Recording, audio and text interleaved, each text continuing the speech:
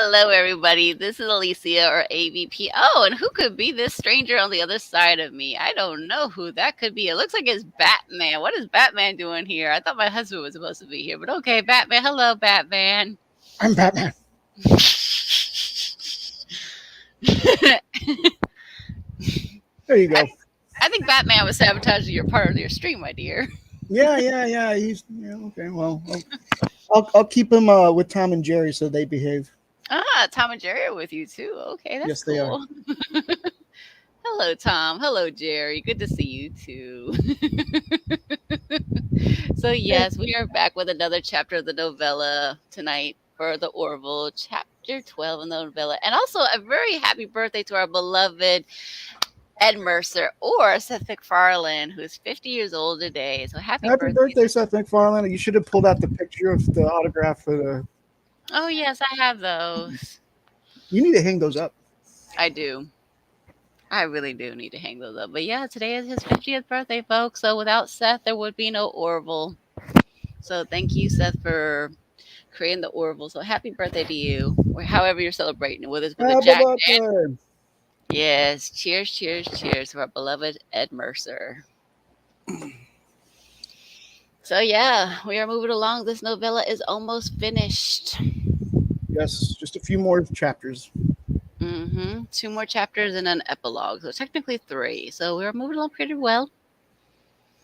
So yeah, I mean, after that we will do the Orville comics created by our friend Todd. And those look fun. They look very fun. They remind me of the ones that were created by David A. Goodman and David Cabeza, and the one that colored it, Michael Atuye, or however you pronounce his name. But it looks very, very good, Right. similar in the style. So yeah, and we know the writer's strike has been resolved. Hopefully, with the SAG thing, we'll see what happens with We're that. still waiting on that. Yeah, because we were talking about Cobra Kai. I was wondering when that was going to, if there's a date for that or something, and there's still no date. They're thinking Right. either late 2024 or early 2025. Right. So it all depends on how the writer's strike with the actors portion gets straightened out. So yeah. But yeah, we apologize for the not letting you guys know sooner. It's just I just started working, and the way my work schedule is, I didn't know how it was going to be. So I'm still in the process of getting settled with my new job, basically. But it's going really, really well. I Yeah. enjoy it. I mean, I've done it 3 days. Technically, I did training for a couple days. I've interacted with my what they call consumer, but basically, I'm basically assisting people become an independent, basically, an everyday task. She's helping people. Good stuff. Yes. So yeah, I mean, yeah, and the person I'm doing it with. He's a very good kid. I can't tell you too much details, but I'm just saying he's a very good kid. Yep. So who knows? Maybe I'll get to introduce him to the Orville series at one point. So we are now officially a dual income. Yes, we are.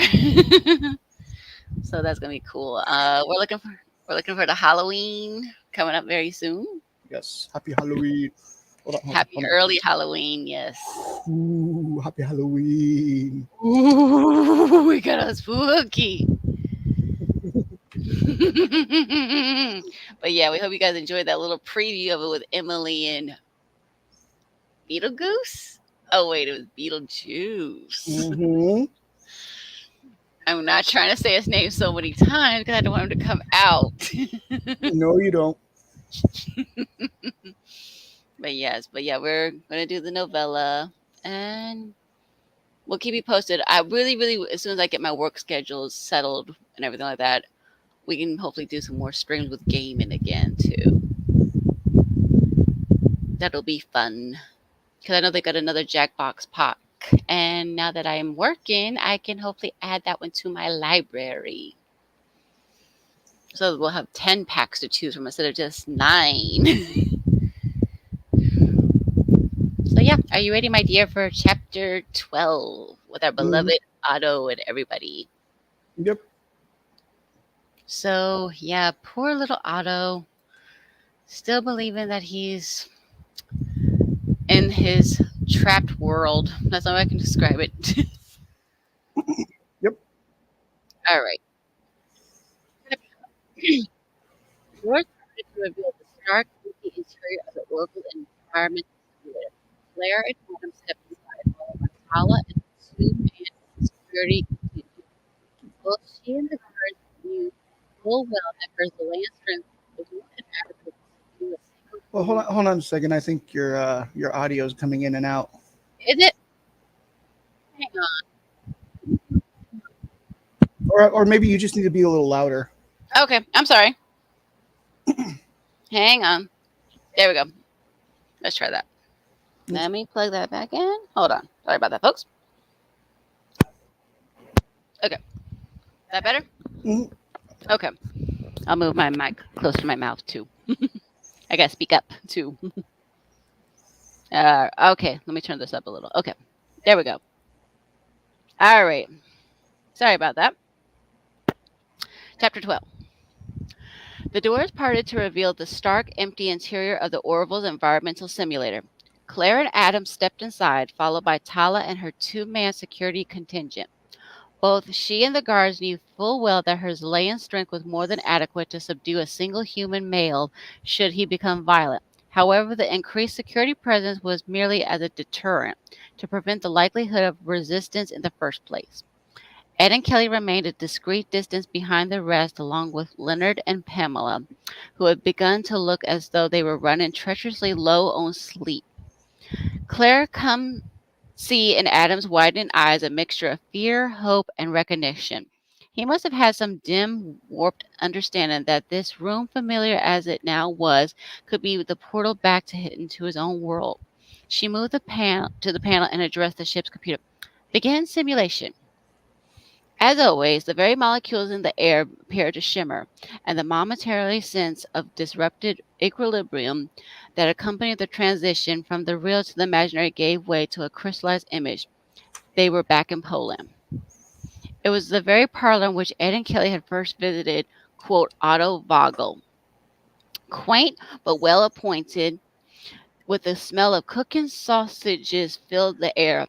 And there in the center, with an oddly placid smile on her face, showing rows of sharp, white, simulated teeth, stood Annalise.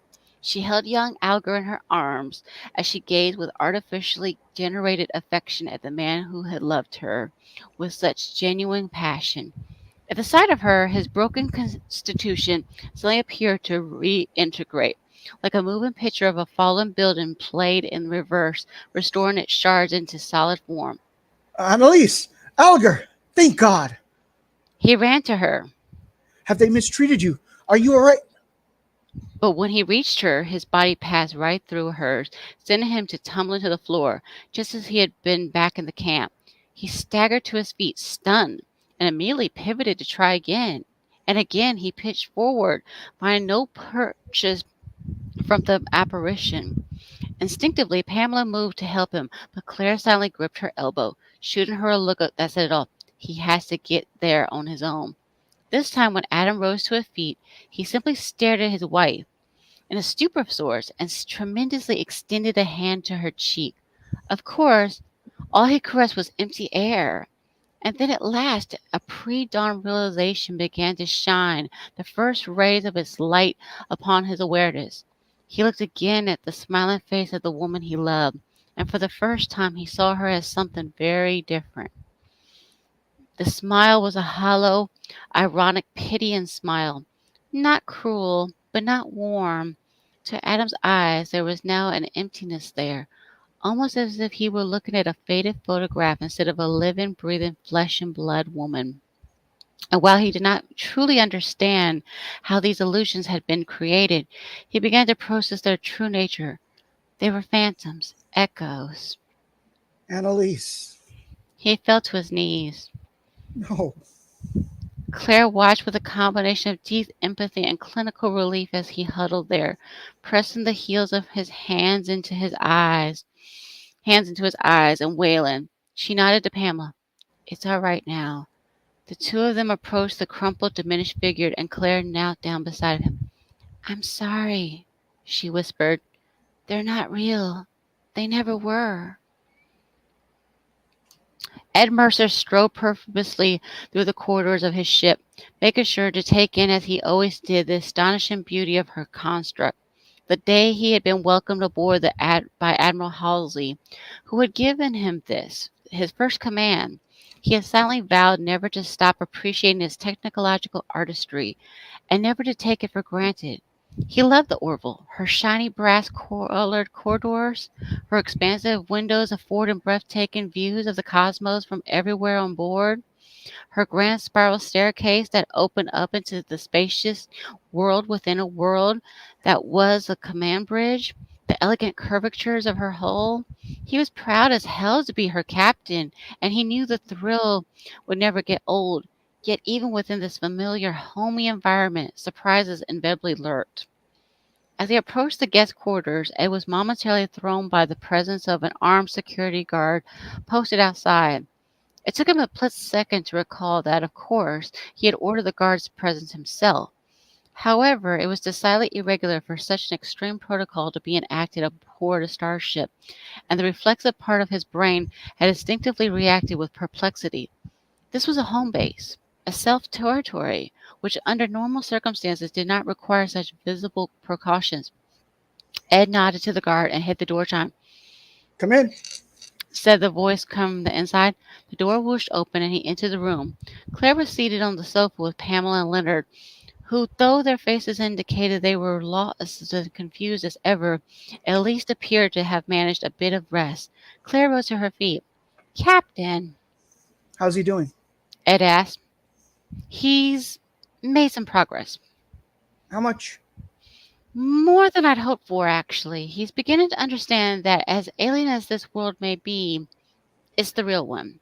I suppose we're lucky that the simulation was in the mid 20th century as opposed to the Middle Ages or ancient Egypt. He at least had the advantage of living in an age of relative reason and scientific literacy. He seems to understand that we're human. Could be worse. A 12th century man, for example, might have come to the conclusion that we're gods requiring propitiation. Ed turned to Pamela. Does he understand that you're his parents? She turned away from him with a worried look and a quivering lip. It's hard to know at the moment. Said Leonard. He won't answer any of our questions. He'll barely speak to us. Ed waited an appropriate beat, then asked gently. May I try? Although he was their son, Leonard and Pamela looked instinctively to Claire. A week ago, she would no doubt have advised Ed to afford Adam Collier the care and delicacy with which one might handle antique china, but now she simply nodded. Ed approached the bedroom door with slight reservations about his own motives.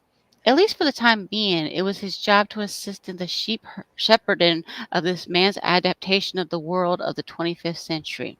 However, if he were truly honest with himself, a selfish anthropological curiosity was also at work here, particularly driving this encounter. While Adam Collier was not a thawed out Neanderthal, brought back sorry, Neanderthal, brought back to life from a prehistoric era, nor the result of some anomalous temporal displacement wave like the one that had ensnared a younger Kelly Grayson from 7 years into the past and thrust her into the present. He still represented a once in a lifetime opportunity for a cultural observation. If perhaps not in actuality, Al was in all the ways that mattered a relic from a bygone era. From anyone, historical expert or otherwise, it was almost irresistible. The 20th century, hell, even most of the 21st, had been a period of tribalism, paranoia, and division. It was an odd hybrid of great leaps forward in terms of technologically and scientific growth, combated by a desire by many cultural corners to maintain a vice like grip on the ways of the past. It was something of a marvel that the human species had managed to squeeze through this narrow hole of history and to emerge on the other side ready to embrace its own future, a future that would eventually blossom into the galactic wonder that was the planetary union. When he entered, the first thing he noticed that Adam had shaved. Al was not a psychiatrist, but it seemed to him that the attention to grooming was a good sign of mental stabilization. The man stood facing away from him, staring out a window at a fluttering light of the distant and not so distant stars. It's Quite a view, isn't it? said Ed benignly. Adam did not answer and did not move. You can't see Earth from here, but I can point out a few stars that have planets a lot like it. Interested? Again, he did not answer. Ed was about to shift tactics when Adam suddenly spoke. Does Germany still exist? While a perfectly predictable inquiry of a man of his era, it was somehow, with all this galactic splendor on display, not the first question Ed was expecting. It was absurdly small, inconsequential. Nonetheless, he was careful with his answer. He wanted to encourage this hard grained artifact of a man to be open and honest without veering toward a complaint himself. You couldn't just stretch out a hand in friendship to a minion. The architectural and cultural history of Germany still exists. There are plentiful records of the past and no shortage of literature available on the subject. But it's not quite the way you remember it. Earth is now a single, unified, global civilization with all kinds of people working together. Adam emitted what could either have been a prolonged sigh or a long growl and closed his eyes. Then we failed. Ed took a cautious step forward. How so? We fought a war to secure Germany's position as a dominant ruling power in Europe and someday perhaps the world. We did not succeed. Adam, Said Ed patiently. the war you were fighting was lost centuries before you were born. This is a brand new world, and if I may say so, a better one. I think you'll be pleased. I think you'll be pleasantly surprised if you open up your mind a little. Do you work with those guys? Why do you ask that? For the first time, Adam turned to face Ed. A look of disgust dripped down his face like melting butter. Your doctor. She is a Swartz. I have seen others here. If you employ such creatures, perhaps you employ those guys. This was a hard one to explain thoroughly to a man out of time. The world that was so routine and ordinary to Ed was utterly new to this man. Ed tried nonetheless. The fundamentals of your question presuppose a cultural separatism that is irrelevant in this century. Adam brimmed with hostile impatience. Do those guys exist? We no longer slice up our identities that way. Ed responded calmly. We are one species working in tandem with hundreds of other species as part of a larger planetary union. It's just different than what you know. There was a slight moment, then Adam sat down on the edge of the bed. You speak as though you believe you have a utopia that you've built, but in fact, all you've done is pollute yourselves. Ed was beginning to get a taste of what daily life must have been like for 400 years ago, rife with grandiose drama over stakes that now meant nothing. If you can put yourself in the other guy's shoes, He said. you can walk a lot. You can walk a lot further. That's what I found, and that's what your Germany failed to grasp. You allowed them to breed, to infect. That's the computer talking. Adam cocked his head in a way that, had it not been tainted by such a confused, defensive, derisive expression, would have also have reminded of Ed of Isaac. The computer? Try and understand this. Ed explained. Your entire worldview has been shaped by a machine blindly executing an algorithm. There was no conscious effort to persuade you of any specific ideology. The computer was just simply responding to your actions and decisions and adjusting its programming accordingly. It was trying to service you. It even protected you from real danger, real pain. Hold on. Sorry about that. Ed, even more resolved now, took Well, another. hold on. A flash of inspiration burst across Ed's mind. Oh, okay. I'm sorry. Yeah. A flash of inspiration burst across Ed's mind. Risky, but inspired. In fact, you've never felt pain, have you? No, of course not. The safeties were on the entire time. For your entire life, you've been shielded. You felt pain. Ed, even more resolved now, took another step closer. You think you have, but the simulator doesn't allow a user to be hurt beyond a superficial degree. Have you ever been kicked, punched, You ever cut yourself? Never really put a dent in your day, did it? But you must have seen hurt happen to others. Didn't it ever strike you as odd that you were spared? Adam tensed as Ed drew still closer. Stand up! Ed ordered. He was met with nothing but a look of defiance. Stand up if you're really a soldier. Adam snorted with dismissal, chin high and swaggering forth. However, he rose. The second he was secure on his feet, Ed swung. Adam was down like a sack of potatoes, twitching on the floor for all the world like Lieutenant Yaphet. He suddenly looked like a stunned, wide-eyed toddler who had taken a hard fall but has not yet begun to cry. From Adam's perspective, it was indescribable, the most horrific feeling he had ever experienced.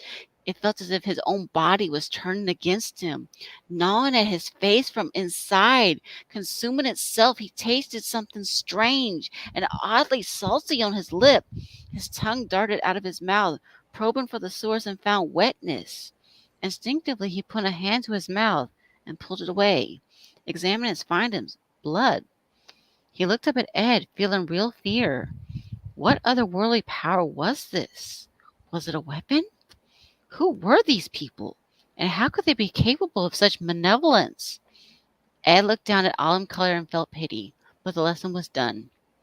Understand this. That's a mosquito bite compared to what you did to those people, or what you thought you did. He walked away, returning to the living area. Maybe he'll talk to you now. He said to the colliers, but his confidence in his words was low. He opened his mouth to say more, but thought better of it and departed in silence. Ooh. All right. Wow. Okay. So he got punched. Yeah. And he's never felt that type of pain before because, as Ed said, the computer has shielded him from actual harm. Yes. I mean, yeah. I mean, he doesn't know how to react to it. Like, what is this? It's like it's that one. It's the idea of like sometimes someone just needs a good ass kicking to straighten them up. True. And so I mean he didn't. I mean, well, he did kick it. He did kind of kick his ass, but sure. But I mean, like he hit him so hard, it put fear into him. So yeah, exactly. It kind of reminds me of the Jack Skellington thing when he's in the Christmas land. Basically, he's like, "What's this? What's this?" and everything like that. And it reminds me of that. Right. Yeah. That's true. But yeah, so now Adam is like realizing that the world is harsher than he thought it was. And that his way of his ideology, his way of belief and believing stuff is now very primitive. Definitely. Yeah. I mean, it's crazy the way things transpired so quickly in there too for him. Right. Yeah, because he was just like, so now he's accepting that this is the real world. The world he lived in was never real. But now he's coming to terms with it. It was like, you guys I've seen all the aliens you work with. You probably have, yeah. Yeah, probably thinking, who the heck is this? Who the heck is that? Right.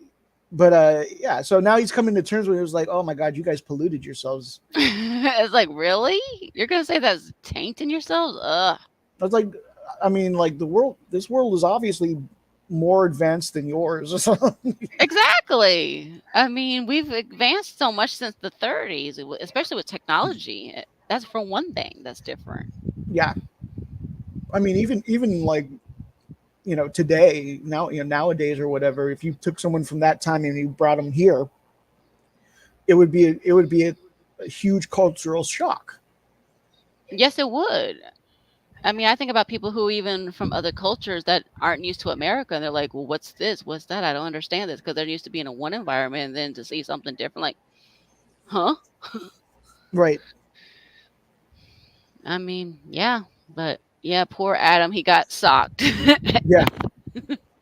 I should have, like, when it happened, I should have been like, yeah, like, yes. I should have had a little pow thing pop up, like. Oh yeah, like the Batman. They go, pow. Yeah. Yes. But yeah, I mean, wow. Poor Adam. I mean, I don't think he's going to adjust well in the current society. No, I don't think so either. I think he's just going to be struggling. I mean, I'm not going to spoil it, but I don't think he's going to be very happy in the 25th century, even though we've advanced obviously quite a bit No, since. because he's so set in his ways. He's probably it's probably going to be impossible to like reprogram him. Right. Yeah, like unprogram all the bad stuff, reprogram in all the modern. Right. Yeah. Because he's used to being certain things that are true, and then to be, he's gonna have to. If he did, have to be taught everything again. Say this is what the history was, yeah, but this is the way it is now. It's like a big culture shock for him. Hmm. He's got to learn how at least 500 years of history. He's got to learn, and I don't think He's ready for that, No, honestly. I don't think so. I mean, I think about Lacella. She had a bit of a time shift for her from her. She had a pretty big culture shock. Yeah, you're right. It was.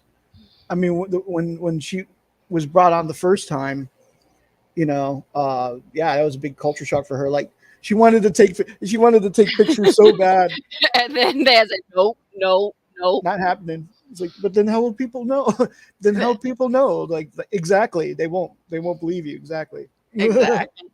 And then I guess she didn't. I guess she didn't adjust very well soon afterwards because the fact is she stole something from them and wants to come back, and then they come get her. And Oh no, yeah, she contacted them and then they returned and then it was her and she wanted to go like on the ship.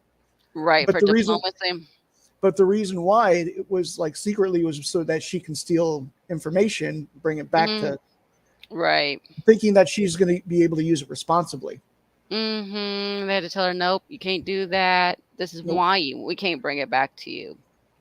Right. But yeah, Um, but then she decides to stay, doesn't she? she did. She did try to So make that. so like it'd be nice to see her in the next season. Right, exactly. To find out what happened to her, how she's adjusting. Because when we last saw her was at the wedding for Isaac and Claire and everything like that. So that was nice to see her there. And she obviously helped plan some of that for her, I think, in a way. Saying, hey, you should do this, you should do that, kind of thing. Right. Right. But yeah, That was pretty fun.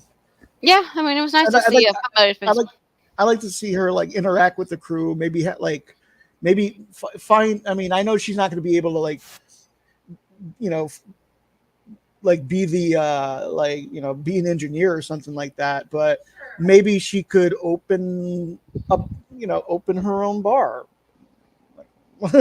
Sure, I could see that. I mean, because they did within have. within the ship and have like a little version of 10. I know they have a 10 forward type of thing there, but like maybe have her run it. Maybe because I know the person that was running, I think is Jason Alexander, if I remember correctly. But we didn't see him that much this season. I do remember that. Right, right. But yeah, I mean, maybe have like her working for him or something like that, or Yeah, running it. Yeah, sure. I mean, I'd love to see her as a cadet, maybe for the Planetary Union, along with a lot of the other ones like Topa and I Marcus. And, I'm hoping that Topa and Marcus are yes, part of the crew at that point, like as ensigns or something. Or yeah, exactly. They've advanced a lot. Those kids or- have really, yeah, I agree. That'll be fun to see. definitely. Um, yeah, I'd like to see. I definitely want resolution when it comes to Ed's daughter. Yes, Anaya. Yes, I hope she does get some peaceable resolution because, yeah, the way things happen with that. All we know that she's restricted from Ed, and Ed obviously really wants to be back with her. Right. But I mean, like now that what's her name is in jail, Yeah, Talea. Hmm. Talia. Now that she's in jail, like I'm pretty sure he can just go back there anytime he wants. And I'm well, sure maybe he. not. Okay, no, maybe not every time but But he can make his way back there somehow. yeah, he can finally get her out of that environment for sure. Yeah, and I'd like to see a resolution with that. I'd like to see her and Hmm. him united. So Definitely. Yeah, because he hasn't been around her, and I think he really wants to be around her now, knowing that he has this Right. child. And it would be interesting to see his like how he handles fatherhood. Right, exactly. You know, Because we, because we've seen how Topa and I mean uh, Bordis and Clyden have dealt with their child. We've seen right. how Claire deals with her children, and as well as with Isaac. Mm-hmm. Um, let's see Ed and I don't know, maybe Kelly try, maybe as a Sure. surrogate mother of some sort. Sure. I mean, it'd be interesting to see Seth MacFarlane in a fatherly figure because we see him in a comedic way when he's doing the Family Guy stuff like that, when he's playing Peter Griffin. Sure. But to see him in a more serious thing, I think that would be a very interesting thing to see him in that. It would be a very stretch for him for sure to see how much he's grown since his early days on television and stuff. I mean, if you look at that Star Trek fan film he made back when he Yes. was a teenager, Mm-hmm. and you look and you look at the quality of the Orville, you know what I mean? Especially the third season. Yeah, big difference. Is yeah, I mean, of course he's improved. He's Oh improved. yeah, Yeah, exactly. Because he used to be almost comedic all the time when he did stuff, but then gradually he started pulling away from that comedic side and started getting to the more dramatic side. right. Makes sense. I mean, I love to see that growth in a person when they go from you think they're one way and then you see them in a different one. Like, oh, they've matured in ways that you didn't expect them to, but in a good way. You're glad to see it. Exactly. You can see my hand right there.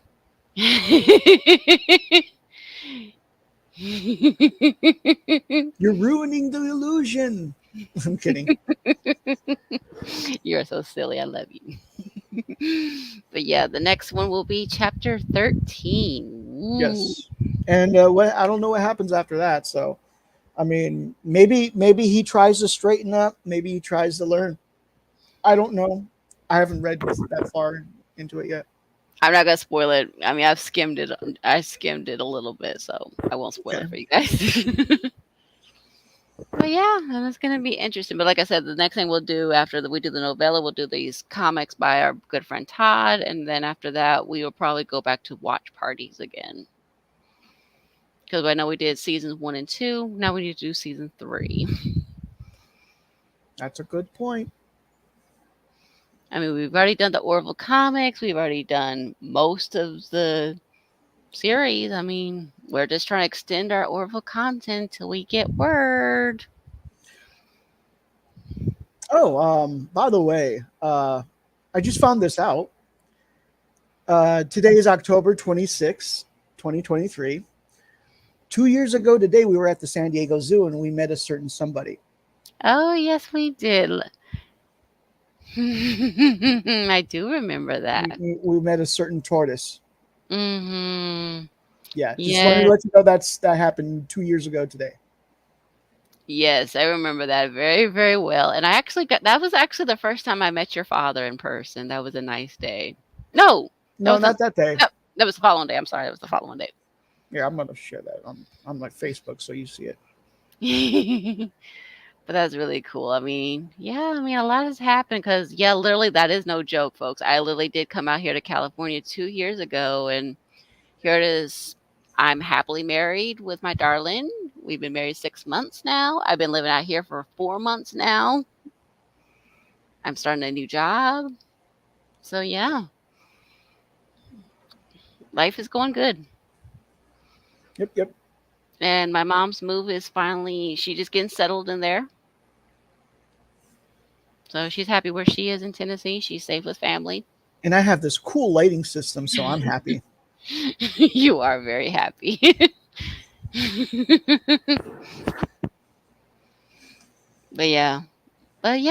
But we apologize for the late notice on this one, folks. Like I said, I just found out today I was not going to be working. And yeah, we decided to do the stream. We were going to make it originally at 6 p.m. And then we said, okay, since I'm not working, give it a little time, make it 5 p.m. But we'll give you guys more heads up next time, hopefully.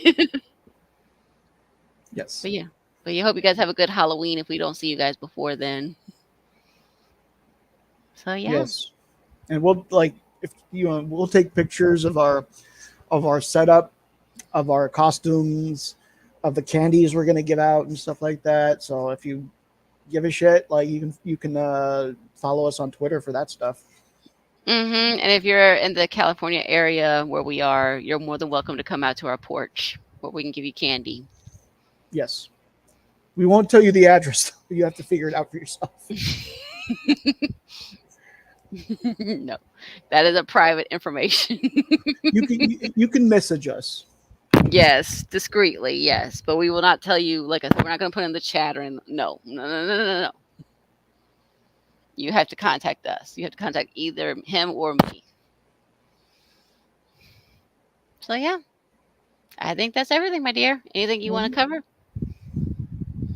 Uh, renew the Orville. Indeed. Well, as soon as the strike is over, finish the strike, then renew the Orville. Get the strike finished, folks. Do it properly. Alrighty. Good night, everyone.